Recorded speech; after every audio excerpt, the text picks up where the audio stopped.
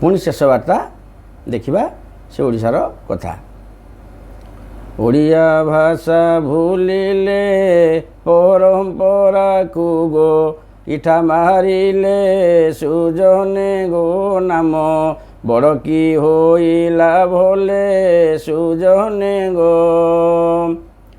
ମାତୃଭାଷା ମାତୃଭୂମି ଜନ୍ମଦାତ୍ରୀ ସଦା ମନରେ ଘେନି ସୁଜନେ ଗୋ ତେବେ ଜିତିବ ସବୁଠି ପୁଣି ସୁଜନେ ଗୋ।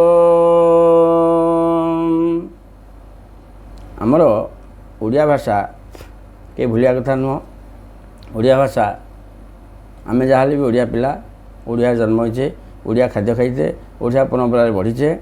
ଆମେ ଓଡ଼ିଆ ଭାଷାକୁ ଭୁଲି ଯାଉଛେ, ପରମ୍ପରା ଗୋଇଠା ମାରି ଦେଉଛେ। ପାଶ୍ଚାତ୍ୟ ସଭ୍ୟତାକୁ ଆମେ ଗ୍ରହଣ କରି ସାରିଲେଣି, ଆଉ କାଟି ହେବନି।